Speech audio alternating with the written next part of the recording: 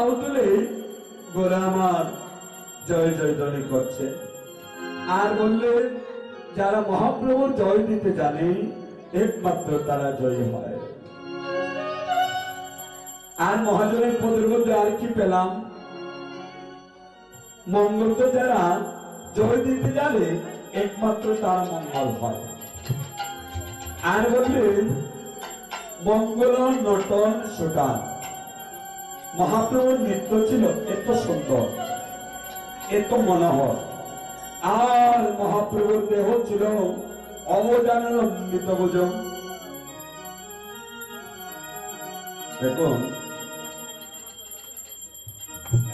সত্যযুগের মানুষ বাঁচত 1 লক্ষ বৎসর, ত্রেতার মানুষ 10,000 বৎসর, দ্বাপরের মানুষ সত্যের মানুষ 1 লক্ষ বৎসর, ত্রেতার মানুষ 10,000 বৎসর, দ্বাপরের মানুষ 1,000 বৎসর।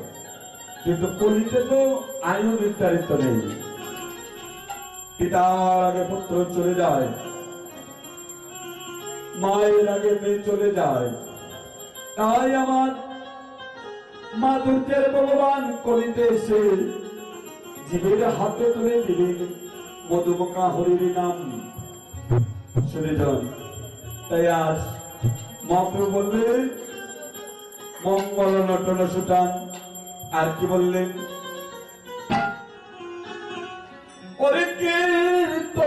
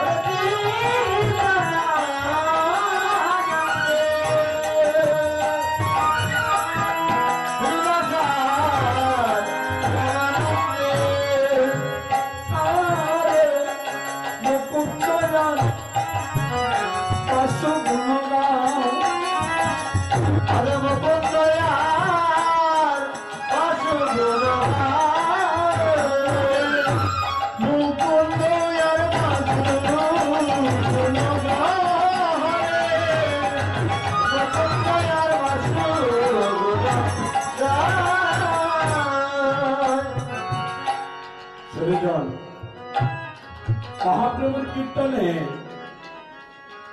কীর্তন আনন্দের শ্রীবাসান রামানন্দে।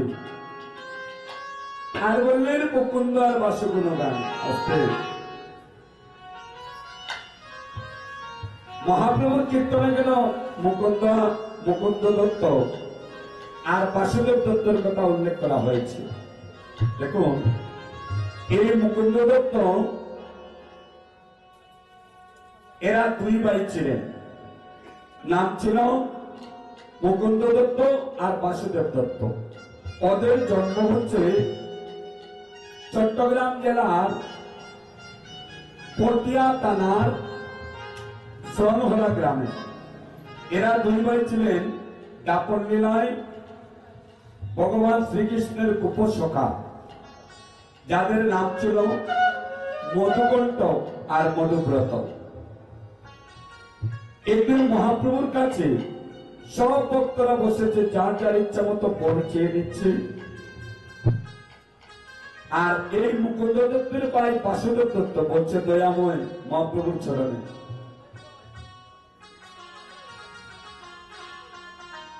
হে দয়াময়, হে কৃপাময়,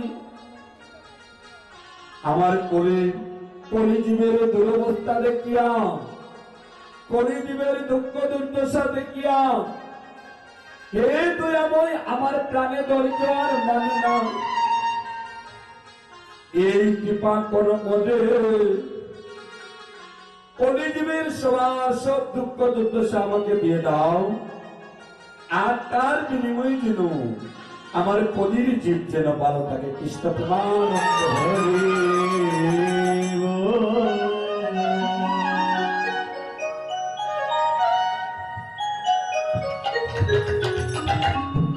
এর জন্য দেখবেন যারা ভোজনশীল মানুষ এরা সকল জীবকে তারা সমদৃষ্টিতে পূজা করে। মহাপ্রভু বললেন কার কথা? এই মুকুন্দ দত্তের কথা। মহাপ্রভু মুকুন্দ দত্ত আর বাসুদেব দত্তকে বড় ভালোবাসতেন। মহাপ্রভুর পার্শ্ব ছিলেন ওরা, মহাপ্রভুর পার্শ্ব ছিলেন। আরেকজনের কথা বললেন পদের মাঝি, উনি হচ্ছে বাসু ঘোষ, মৌলভীবাজার জেলার অন্তর্গত রাজনগর থানার মহলাল গ্রামে যার জন্ম। এই বাসু ঘোষ মহাপ্রভুর একজন পার্শ্বদ ছিলেন। উনি বৈষ্ণব পদাবলী কীর্তনের অনেকগুলা মহাজনী পদ রচনা করেছেন। মহাপ্রভুকে গান শোনাইতেন এই বাসু ঘোষ। মহাপ্রভু বাসু ঘোষকে বড় ভালোবাসতেন। এই বাসু ঘোষ ছিলেন দাপর লীলায় অষ্টসখীর মধ্যে একজন সখী, যার নাম হচ্ছে সুদেবী সখী। কালকে যে কীর্তনিয়া অভিসার কীর্তন গাইবেন, ওই কীর্তনিয়া দেখবেন পদের মধ্যে বলবেন, সুদেবী হরিষ হইয়া গজবতীর হার লইয়া গলে দিয়া নিরক্ষিয়া ছায়।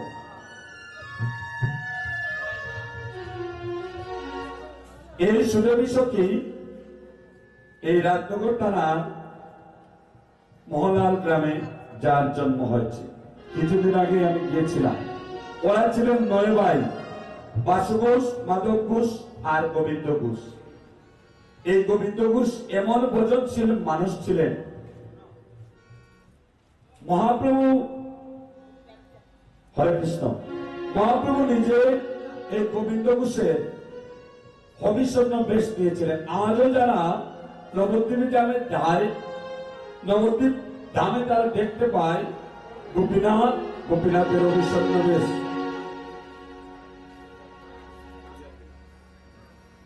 রাধে হরি বল। হরে কৃষ্ণ। সৃজন আল্লাহ। এবার মহাপ্রভু কি বললেন? কীর্তন আনন্দে শ্রীবাস রামানন্দে মুকুন্দ আর বাস্য গুণবা। আর মহাপ্রভু কি বললেন? বলেন নাম ত্রিবিধি তিমি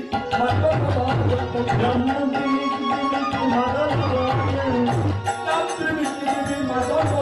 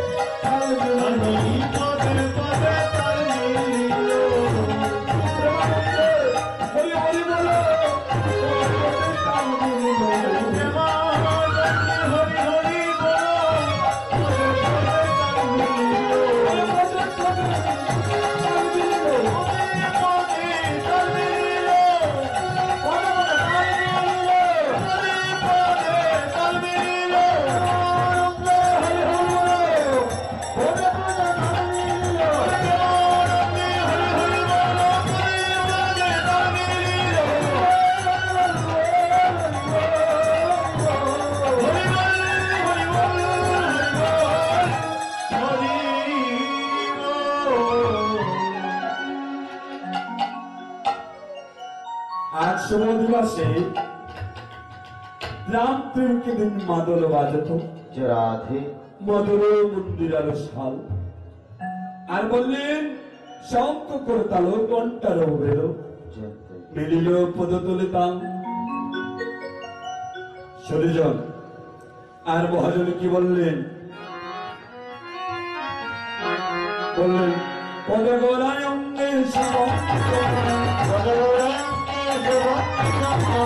পদে মালতীর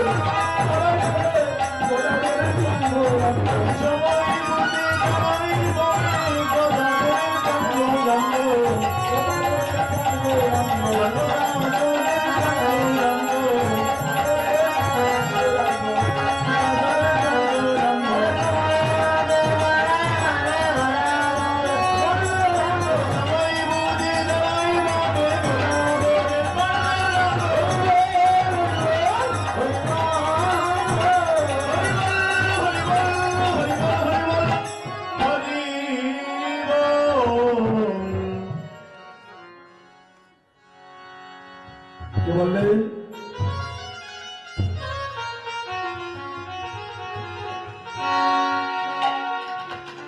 গদাধরে প্রাণ গৌরাঙ্গ। আচ্ছা বুঝলে বাজাইও না রে। হরে কৃষ্ণ। বৈষ্ণব বলে কীর্তনটা বচন সাধনের বস্তু, কিন্তু এখন দেখবেন মহাজনের পদের সুরগুলা আর কথার ভঙ্গিমাগুলা এবং কীর্তনীয়রা নিজে নিজের মতো করিয়া সুরগুলা করে, যেটাতে পরিবেশের শ্রবণে অতীব অপরাধ হয়। শুনুন, লক্ষ্য করুন মহাজন কি বললেন। আদিবাসীর প্রথম পথ জয়ের জয়ের গোড়া। এই প্রত্যেকটা লাইনগুলো বললাম, শেষের দিকে কি বললেন?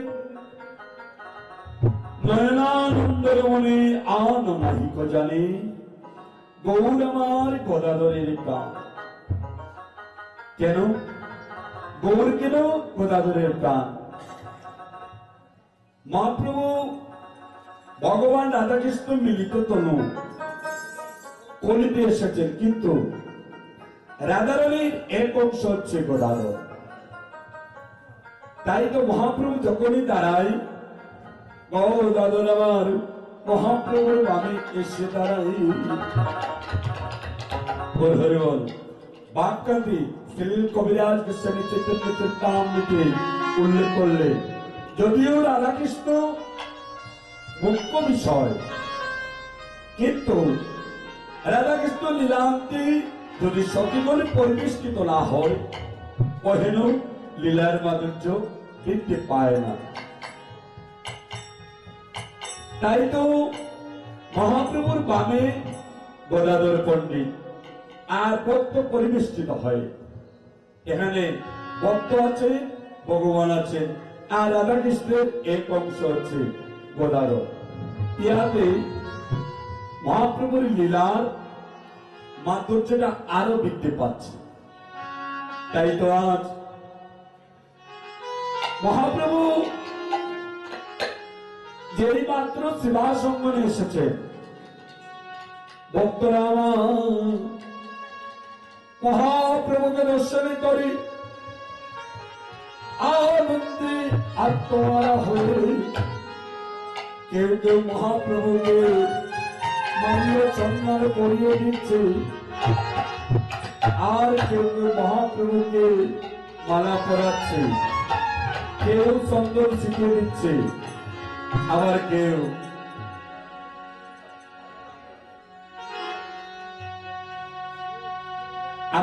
মহাপ্রভুকে দর্শন করে সেবাসঙ্গনে আনন্দে আত্মহারা হয়ে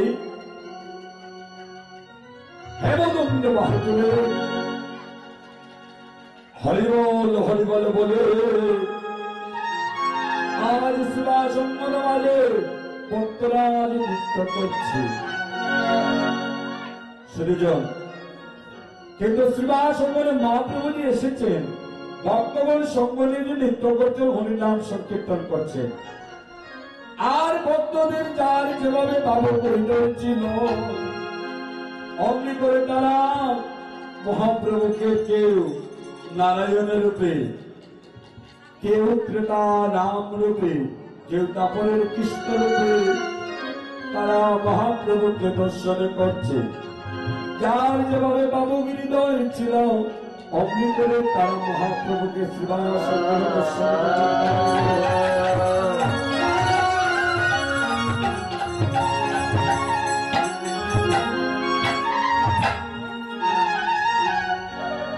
কিন্তু হরে কৃষ্ণ, মহাপ্রভুর মনের মধ্যে একখানা ভাব আছে। কি ভাব? কেমন করে কলির পাপাচন্ন জীবকে উদ্ধার করা যায়। অধিবাসের এই কথাগুলো জানার দরকার আছে। আমি যদি আর একটু 9টা থেকে উঠতে পারতাম, তাহলে বিস্তারিত বিশদভাবে বলা যেত অধিবাসটা কি, কেন, ইত্যাদি ইত্যাদি বিষয়গুলো। যাক, যেহেতু পদের মধ্যে যা বলা যায় যতটুকু বলা যায়। মহাপ্রভু মনের মধ্যে বাপ কি গো? মহাপ্রভুর মনের মধ্যে বাপ অয়েন কলির জীব পাপে পরিপূর্ণ হয়ে যাচ্ছে।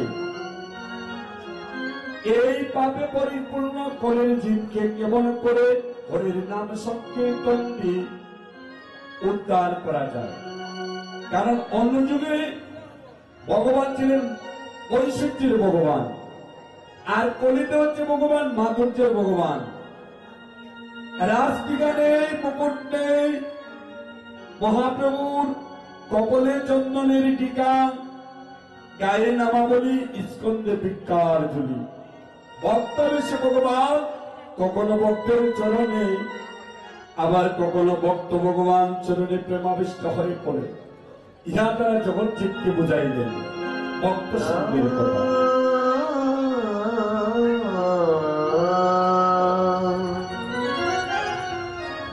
মহাপ্রভুর মনের বাসনা কলির জীবকে উদ্ধার করার জন্য।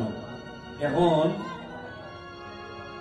নিত্যানন্দ প্রভু মহাপ্রভুকে বলছেন, ভাই নিমাই, তোমার মনের কথাগুলা বুঝি, তুমি যাচ্ছ ভাই হরিনাম সংকীর্তন দিয়ে কেমন করে কলির জীবকে উদ্ধার করা যায়। শোনো শোনো নিমাই, তোমাকে বলি, এই চিন্তা যদি করতে হয়, চলো আমরা যাই অদ্বৈত অঙ্গনে। আগে বলেছিলাম না, এই যে বৈষ্ণবদের মধ্যে বৈষ্ণব শ্রেষ্ঠ হচ্ছে দেবাদিদেব মহাদেব। এই মহাদেব কলিতে এসেছে। এই যে অদ্বৈত আচার্য, সুনামগঞ্জ জেলার তাহিপুরের লাহুর পরগনার অদ্বৈত আচার্য মহাপ্রভুকে নিত্যানন্দ প্রভু বলছেন, ভাই চলো যাই। কোথায়? অদ্বৈত অঙ্গনের দিকে যাই। আর এদিকে আমার কলির পাবন অবতার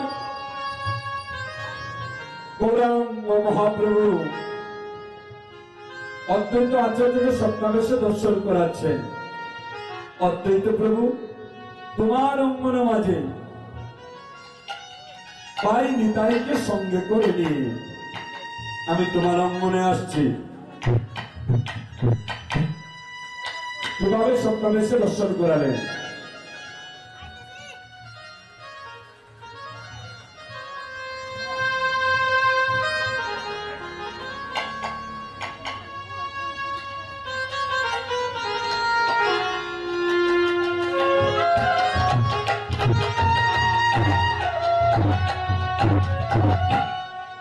অদ্বৈত আচার্য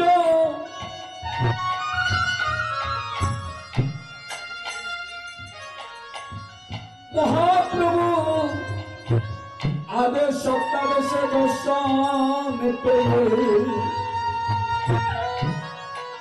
নিজের সহধর্মিণী সীতা ঠাকুরানীকে ডেকে ডেকে বললেন, সীতা, আজ মহাপ্রভু নিত্যানন্দ প্রভুকে সঙ্গে করে দিয়ে আমার অঙ্গনে আসছে।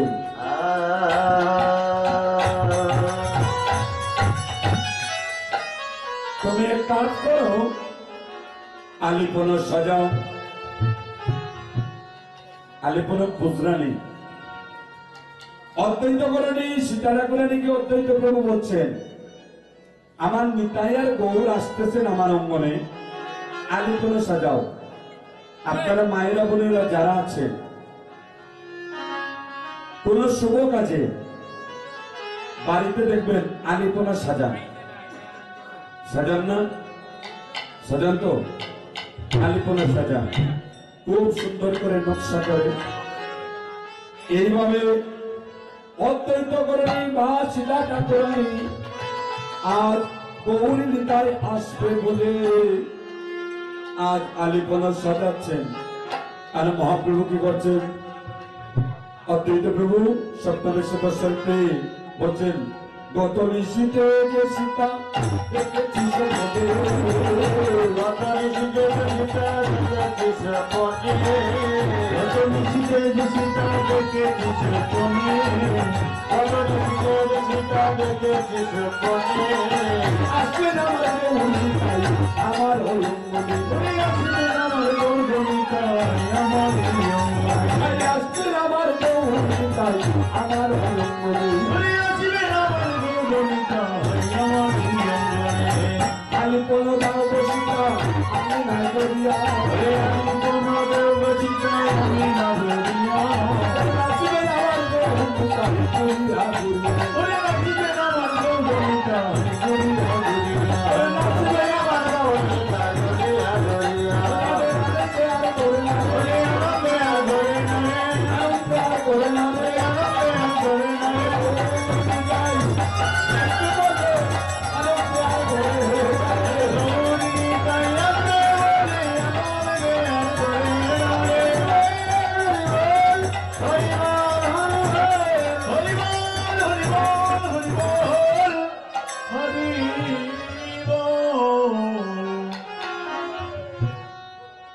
জন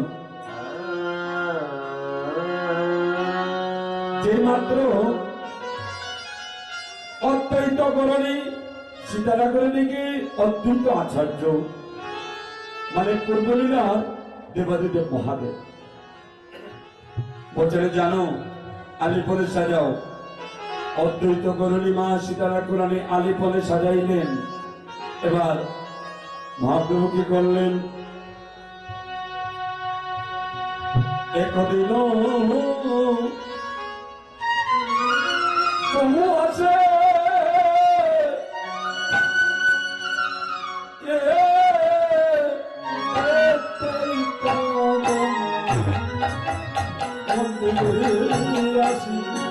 আমি একদিন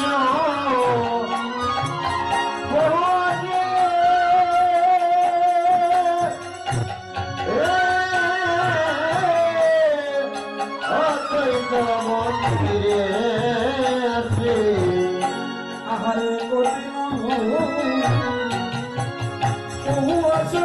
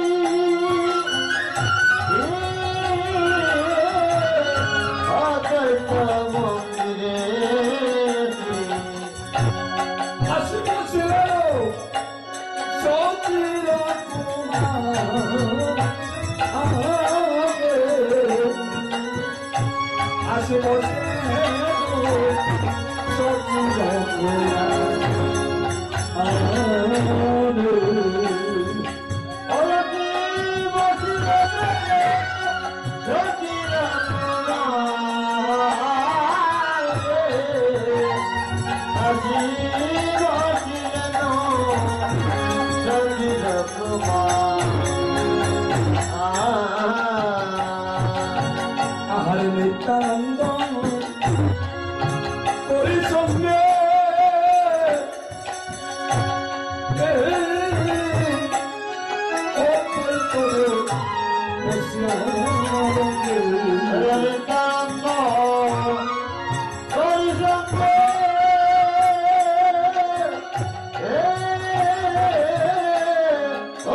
কীর্তন মহোৎসবে করিলা বিচার, কীর্তন মহোৎসবে করিলা বিচার।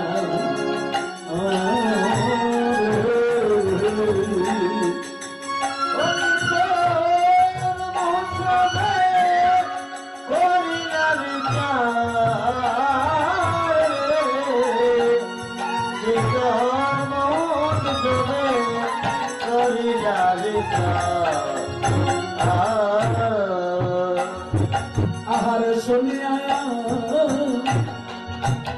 আনন্দ করে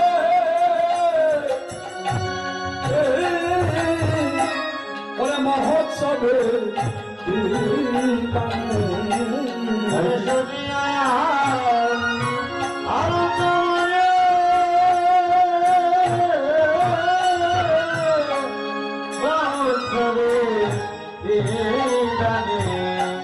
আজ করে কিছু সতীর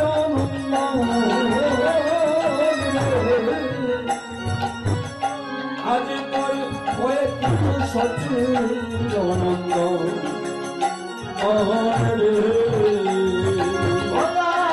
করে কিছু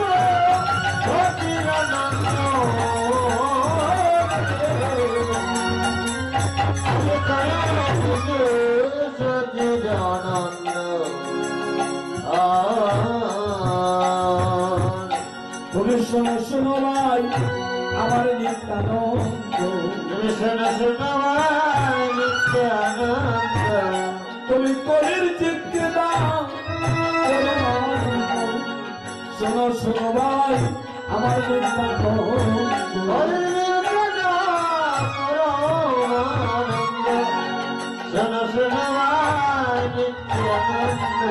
হায় রে জীবের আমার কি হবে গতি, তাদের সাধন নাইয়া ওজন নাই রে, হায় রে কলিরে কি হবে গতি, সাধন নাই রে ওজন নাই রে, হায় রে জীবের কি হবে তাদের সাধন নাইয়া ওজন নাই রে, হায় রে কলিরে তাদের সাধন নাই রে ওজন নাই রে, হায় রে জীবের কি হবে, তাদের সাধন নাইয়া ওজন নাই রে, হায় রে জীবের কি হবে, তাদের সাধন নাই রে ওজন নাই রে, হায় রে জীবের কি হবে, ওরে হায় রে হায় রে জীবের কি হবে গতি, তাদের সাধন নাই রে ওজন নাই রে, হায় রে জীবের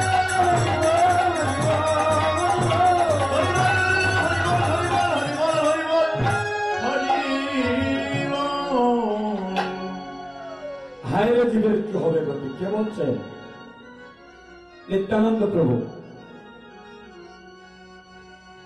মহাপ্রভু বলছেন ভাই নিতাই তুমি তো অদ্ভুত পরমানন্দ,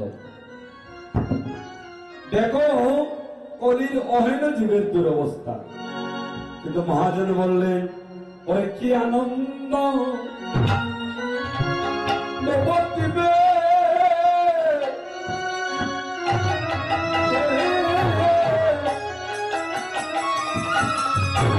আমার অতই কয়া আচার্যের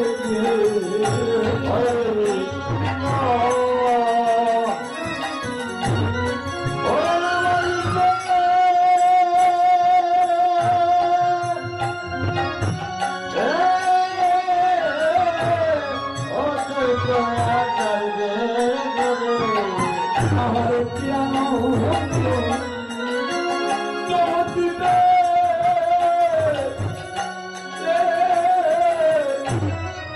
আমার অতই কয়া আচার্যের আরে কি আনন্দ নবদ্বীপে,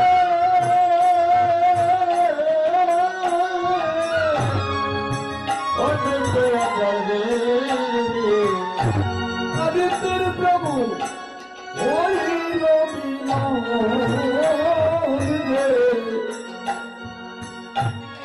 তিনি প্রভু হইল মিলন। ও আদিতির প্রভু হইল মিলন। আদিতির প্রভু হইল মিলন। আহারে বীর প্রভু হইল মিলন। আহারে বীর প্রভু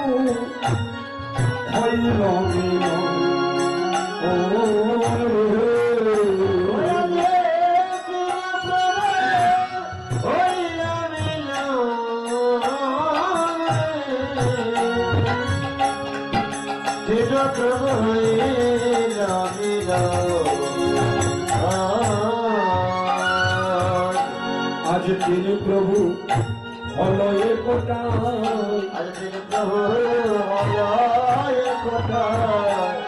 আমার অদ্বৈত গৌরবিতা তিনি প্রভু হলো এ কোটা।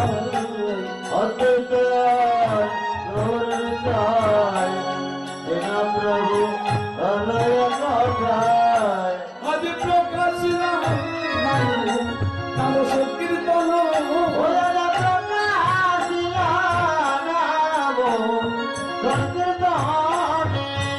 আজ প্রকাশিলাম নাম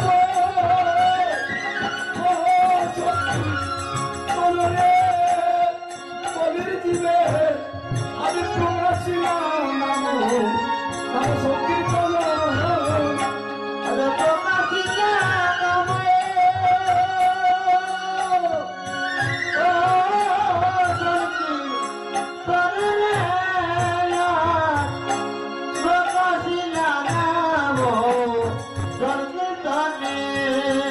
আদি এক দিবা এক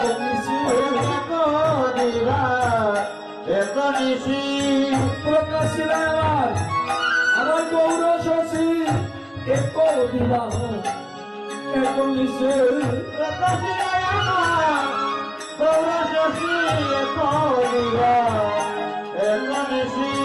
এই তো হলো কলির ভজন। এই তো হলো নাম সংকীর্তনার কত সুন্দর। এই তো হলো আমার কবির ভজন।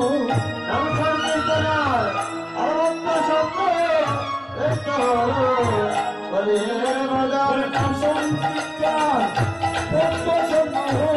এই তো হলো কবির ভজন। ভক্ত সমাহিতা হলো এই তো হলো বলির ভজন।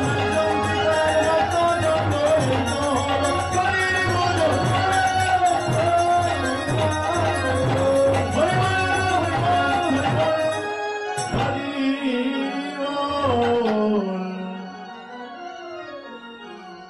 আপনারা এটা জোকারটুক মহাপ্রভু এখানে সিদ্ধান্ত দিলেন একটি বা একটি হরির নাম সত্য। এটা জোকারটুক সবাই এটাই বল, হরি বল, হরি।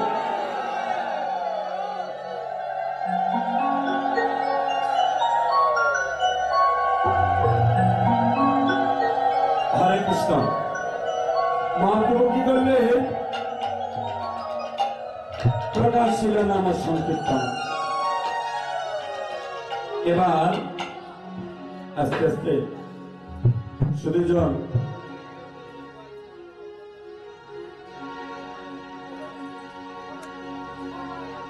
হরে কৃষ্ণ।